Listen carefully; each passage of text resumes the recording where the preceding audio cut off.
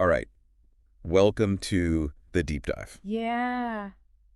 If you're out there and you're really fascinated by like the architecture of political thought Yeah. and, just really how societies work and, how we think about them, Foundations. the foundations, yeah, Right. then you're in the right place. You are. Um, and today we are dealing with a concept that is absolutely foundational. Yeah. It is political legitimacy. It is. It's, I think what's so fascinating for, um, for philosophical minds like yours listening out there is that it's so deeply embedded within any kind of understanding of political order that, we're not sort of like dissecting ephemeral trends or anything like that. Yeah. We're Right. really looking at the basis upon which, political institutions, Of course. the laws, the Yeah. decisions made within them, can be considered rightful. Right, exactly. Yeah. And so to kind of like get us started, Yeah. we can look at a definition that's often referenced, and that's from the Stanford Encyclopedia of Philosophy. Right. And they describe political legitimacy as a virtue of political institutions and of the decisions about laws, policies, and candidates for political office made within them. Yeah.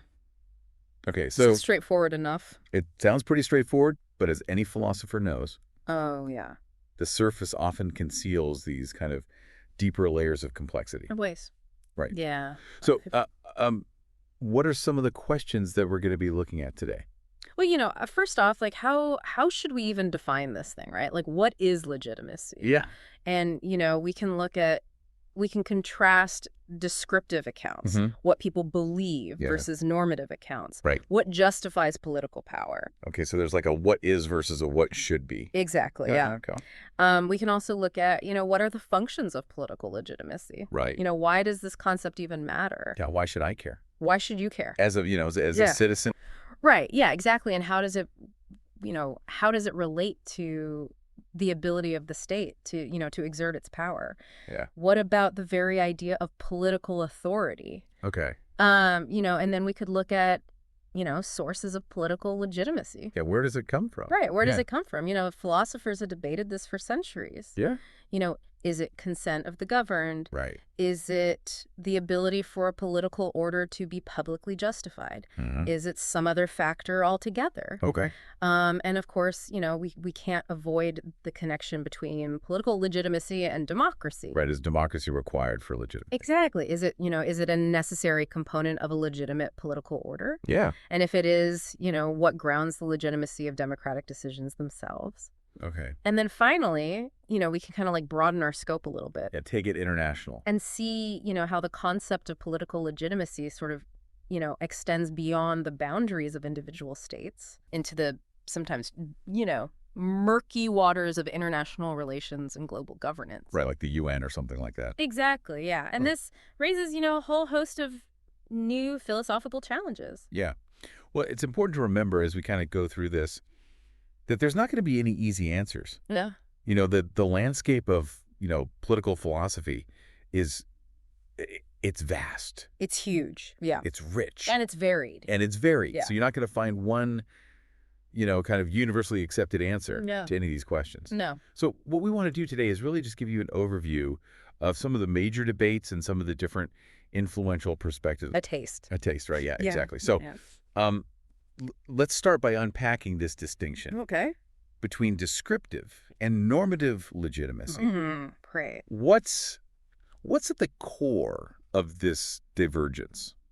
So on the one hand, you've got this descriptive approach, and, it's most famously associated with Max Weber. And, Weber argued that a political order is legitimate when those subject to it believe in its legitimacy. Okay. And he used this great term, Legitimitätsglaube, Yeah. which essentially just means, a faith in the political order. Right. And he identified three primary sources of this belief. Okay. So you've got tradition, Yeah. the it's always been this way factor. Right. You've got charisma, faith in the exceptional qualities of a leader. Okay. And then you've got legality, Uh-huh. trust in the, rational and impartial application of laws. Okay. So for Weber, this belief was a crucial element in understanding the stability of social structures. So it's like if people believe it, then it's legitimate. Right. Regardless of whether there's any kind of Deeper justification? Deeper Moral, philosophical justification. moral or philosophical justification. All right. It's just a sociological fact, like It is. gravity or... It's a social fact. Yeah. Almost like studying any other belief system. Right. Okay,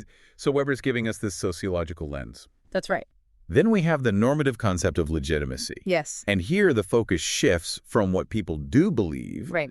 to what justifies political power. Yeah. And maybe even generates obligations to follow it. Exactly. Yeah. Normative legitimacy is about, establishing standards for the acceptability or justification of political power, All right. authority, and potentially, the duty to obey. Right. And, one really prominent strand of thought here, championed by philosophers like, Rawls and Ripstein, centers on the justification of coercive political power. Okay. So for them, a state's legitimacy hinges on whether its use of force against its citizens can be morally justified. So, like, when is it okay for a state to use violence against its people? That's a central aspect, but Okay. there's also this other significant perspective that links legitimacy to the justification of political authority itself. Okay. And this view is really nicely articulated by thinkers like Rawls, who argue that, a political entity might possess, effective power, so people might actually obey it. But it only attains legitimacy if it has the right to rule and to impose obligations. Right.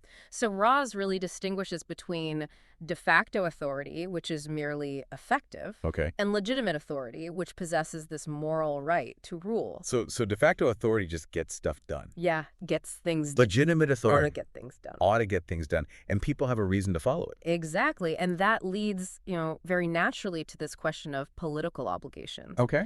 So if a political authority is legitimate, does that automatically translate into a moral duty for citizens to obey its laws? Right. And historically, as many philosophers, including Locke, Yeah. have argued in the affirmative. Right. Like, if I consent to be governed by this state, Right. then I have a responsibility to follow its laws. Exactly. Locke's social contract theory seems to hinge on this idea that by consenting to be governed, individuals incur an obligation to obey the resulting government. Yeah. Okay. But then Yeah. this link between legitimacy and obligation is not uncontroversial. It's not universally accepted. Yeah. Right. So is there anybody who disagrees with that? Yeah. There are dissenters. For example, Dworkin Right. argues that political obligations might arise more directly from the shared membership within a political community, or what he calls associative obligations, Okay. rather than solely from the legitimacy of the state's authority. Okay. So, like, because we're part of the same group, Right. we have an obligation to each other Exactly. to kind of follow the rules. Yeah. And Applebaum offers this really compelling argument Okay. that even legitimate authority might only establish a liability to be controlled by the state. Okay. Meaning, we can't justifiably resist its actions, Okay. but not necessarily a positive moral obligation to actively obey every directive. So there's like a negative duty to not resist, Right. but not a positive duty to actually do what it says. Exactly. It's a subtle but crucial distinction for the philosopher to consider. All right. The state might have the legitimate power to issue commands, but that doesn't automatically create a corresponding moral duty for the individual to always comply. Interesting. Yeah. So we've got this kind of like web of, obligation. Yes. We've got legitimacy. Mm-hmm. It's also important to distinguish legitimacy from the concept of justice. It is, yeah. And, How do those two relate? well, while these are related normative ideals, Rawls was very careful to differentiate them. Oh. And, he posited that legitimacy is a somewhat weaker standard than justice. Okay. A political institution could be considered legitimate Okay. without being perfectly just, although a just institution would necessarily be legitimate. Okay. So something can be legitimate without being just. Right. But if it's got to be legitimate. Yeah. It has to be. Okay. So like a regime could be, kind of like not ideal in terms of justice, Right. but still have this basic legitimacy to it Exactly. in terms of power. And Pettit goes even further, actually, Okay. suggesting that legitimacy and justice are grounded in distinct normative foundations. Okay. He argues that justice is fundamentally about promoting freedom as non-domination, Okay. while legitimacy concerns the appropriate imposition of a social order regardless of its specific content. Okay. So a state could theoretically be just, Okay. but illegitimate if it imposes that just order Okay. in an unacceptable manner, and vice versa. Oh, so if it's like heavy-handed about how it does justice, Exactly. it could be considered illegitimate, Yeah, even if it's a just outcome. exactly. Okay. Interesting. So we're navigating a complex web of, interconnected concepts here. Yeah, this is getting pretty nuanced. It is. But then we have another lens to look at this through. Yes. Which is the realist perspective Yeah. in political philosophy. And realist thinkers such as Bernard Williams, Okay. express skepticism towards what they see as political moralism, Okay. which is this tendency to conflate the demands of morality and politics, particularly regarding legitimacy and justice. Uh-huh. And Williams proposed this concept of the basic legitimation demand. Yeah. So his argument is that the most fundamental political question is whether a state can effectively provide basic political goods. Okay. Things like security, stability, Huh. and, the necessary conditions for social cooperation. Okay, so like the basics. The basics, right? Keep society running. Exactly. But merely providing these goods is not sufficient for legitimacy. Right. The state must also be able to offer a persuasive justification for how it provides them. So it's not just enough to say like, oh, well, we are keeping you safe. Right. You have to say like, this is how we're keeping you safe. And it's a good way of doing it. It's a good way of doing it, yeah. And it's a defensible way of doing it. Yeah. And it's justifiable. You're right. Yeah. So, this realist perspective, attempts to bridge this divide between purely descriptive and purely normative accounts of legitimacy. Okay. So they argue that overly idealized normative theories risk detachment from the practical realities of how legitimacy is actually achieved and maintained. Okay. And conversely, purely descriptive accounts like Weber's might overlook the crucial role of what they term second-order beliefs. Okay. The beliefs people hold about whether an institution deserves to be considered legitimate. So it's not just that I believe it. Right. It's that I believe that I should believe it. Exactly. Yeah, it's not just about whether people do believe in the regime, Right. but whether their belief is, at some level tied to a recognition that the regime is operating in a justifiable way, Yeah. even if that justification is quite basic, like providing security. Okay. So Batham articulated this, by saying that a power relationship is legitimate when it is justified in terms of the beliefs of the governed. Right. Okay. And as Shelby reminds us, for marginalized groups experiencing, systemic injustice, Yeah. the state often lacks legitimacy precisely because it fails to uphold basic principles of justice. Right. So if a state is actually oppressing people, Right. there's no way that they're going to see it as legitimate. Exactly. No matter how stable it is. Regardless of how stable it is. Okay. Right. And the realists also raise this, intriguing question Okay. of whether there exists a distinct political normativity, Okay. one that isn't simply reducible to broader moral principles. Okay. So, they suggest that the unique demands of political order, such as the need for collective decision-making in the face of disagreement, Yeah. might generate their own normative standards for legitimacy. And this is an ongoing debate within political philosophy. Okay. So we've kind of looked at the definition of legitimacy Yeah. from a couple of different angles. Uh-huh. Now, I think it's useful to look at the function of political legitimacy. Okay. What does this concept actually do? Yeah, good question. In our understanding of political order? Right. What's the work that it's doing? So one primary function, as we've touched upon, Yeah. is to differentiate between authority that is merely effective, that is obeyed, Uh-huh. and authority that is legitimate, Right. that possesses a right to rule. Okay. So consider Locke again. Okay. He theorized that individuals in the state of nature possess authority under natural law. Okay. And the social contract, in his view, doesn't create this authority out of nothing. Wow. It transfers it to the civil state Okay. to more effectively realize the aims of natural law. Okay. However, for Locke, the legitimacy of this authority within the civil state hinges on whether this transfer occurs through the consent of the governed.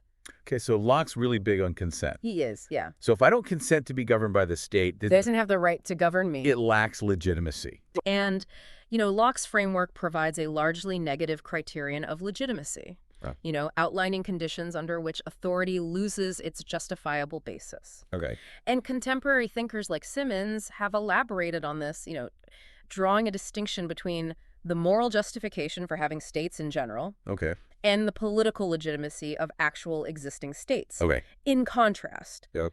Raz focuses on the concept of authority as providing what he terms preemptive reasons Okay. for action, Uh-huh.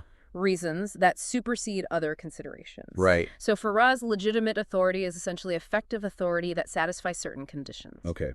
So his dependence thesis posits that the justification for an authority's directives Okay. depends on the underlying normative reasons that apply to those under its rule, independently of those directives themselves. Okay, so like my reasons for following the law should be independent of the law. That's right. There should be some other reason, Right. like a moral reason or something. Right. And the authority's commands, if legitimate, should ultimately guide us towards better compliance with the reasons we already have. Okay. You know, the moral and practical imperatives that exist regardless of the law. Right.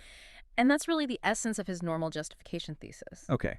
So the normal justification thesis holds that an authority is justified if those subject to it are more likely to act in accordance with the relevant underlying reasons by following the authority's directives than they would be by trying to reason and act on those reasons directly. Right, so it's easier to just follow the law than it is to figure out the moral thing to do in every situation. Exactly. Okay. And this, Raz, forms the basis of our duty to obey legitimate authority, his service conception of authority. Right. And, Edmondson's warranty thesis complements this by suggesting that a legitimate entity Okay. that claims authority thereby warrants that its directives ought to be obeyed. Okay, so the function of legitimacy is to kind of turn this assertion of power Right. into an actual morally grounded right to rule. Exactly. And then from that, we can get, the idea of political obligations and duties and things like that. Precisely. Okay. Now, there's another, crucial function of political legitimacy that Okay. many philosophers emphasize, Okay. and that's the justification of power, Okay. and particularly coercion. Right. Some theorists, notably Rawls and Ripstein, argue that this is the primary function of legitimacy. Okay. They view the state's inherent capacity for coercive force as the central issue that demands justification. Right. So, like, why does the state get to, lock people up? Right, exactly. Or, use violence against them? Right. And this contrasts with the authority-centric view, Okay. where coercion is often seen as a kind of secondary instrument employed to back up the dictates of a legitimate authority. Okay. So, for example, consider Hobbes. Okay. He saw political authority as arising from the social contract, Right. with the legitimacy of the sovereign intrinsically linked to their capacity to ensure the protection of the citizens. Right. So for Hobbes, the distinction between effective and legitimate authority was less pronounced. Okay. Effective protection was, in essence, the primary marker of a successful and therefore legitimate sovereign.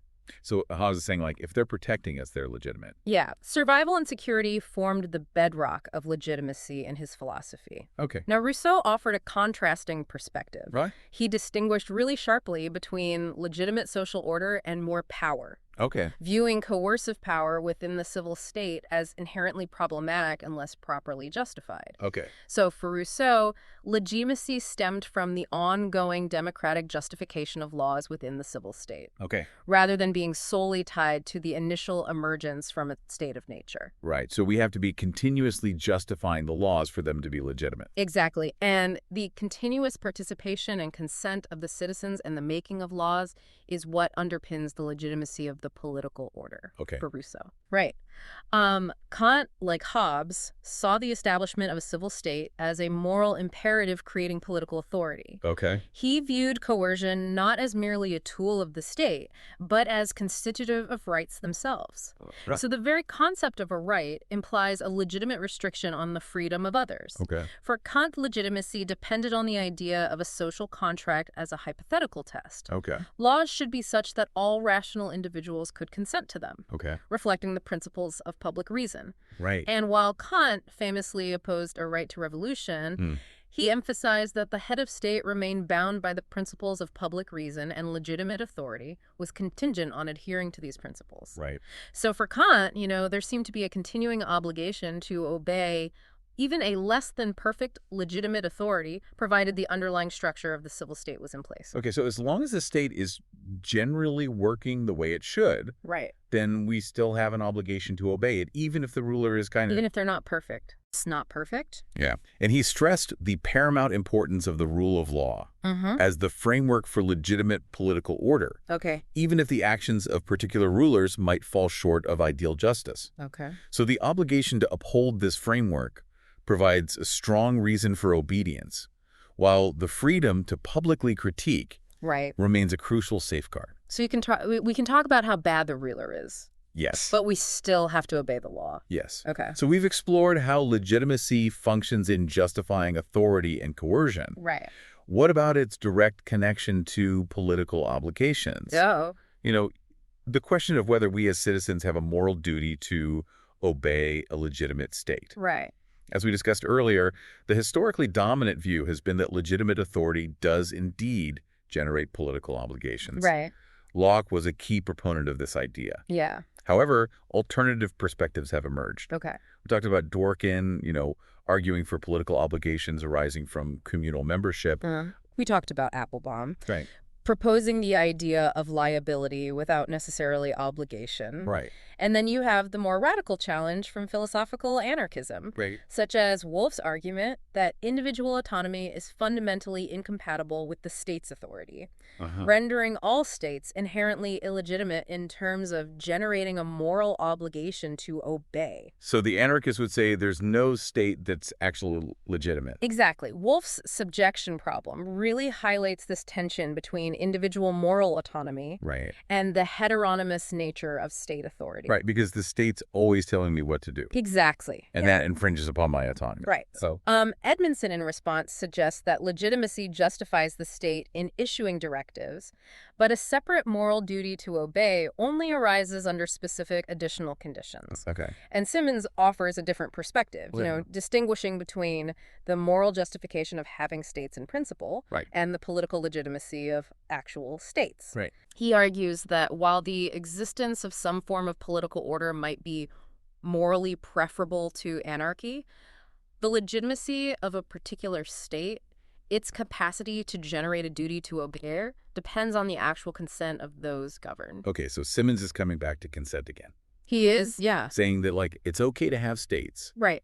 but a state is only really legitimate if the people living under it have consented to it. Exactly. Oh, yeah. This brings us directly to the question of the sources of political legitimacy. Right. Where does legitimacy actually come from? Right. Where does this crucial quality actually originate? And I think the most common answer to that question throughout history has been consent. Yeah, absolutely. And, it gained significant traction in the 17th century with thinkers like Grotius, Right. Hobbes, Yeah. Pufendorf, and, of course, most notably, Locke. Right. Right. Locke's a big consent guy. He's the consent guy. Yeah. Grotius, for instance, argued that the right to govern ultimately resides in the people, who can choose their form of government. Right. Locke truly elevated consent to a foundational principle of political legitimacy. Right. And Raz provides a really useful framework for understanding how consent relates to legitimacy. Okay. So he says, it can be seen as a necessary condition for legitimacy, Okay. or as a condition under which other requirements for legitimacy are met, Okay. or even as something we have an obligation to give to legitimate authority. All right, so there's different flavors of consent. It's different flavors, yeah. Okay, cool. So we see various interpretations of consent. Right. There's this idea of explicit consent, Right. a clear and direct agreement to be governed. Yeah. I sign on the dotted line. Exactly. I say, yes, I want to be governed. But then what about tacit consent? This idea that by residing within a state's territory and accepting its benefits, we implicitly consent to its authority. Yeah. So, some philosophers find this argument more compelling than others. Oh. Purier, for example, offers a defense of tacit consent under certain conditions. Okay. And then we have hypothetical consent theories, Right. like those proposed by Kant and Rawls, Yeah. which argue that authority is legitimate if those governed would consent to its principles, Right. under idealized conditions of deliberation and rationality. Okay. And Estlund offers the concept of normative consent, Yeah. where the failure to consent under certain morally relevant conditions can be seen as invalid. Okay. But, consent theory has faced significant philosophical challenges, hasn't it?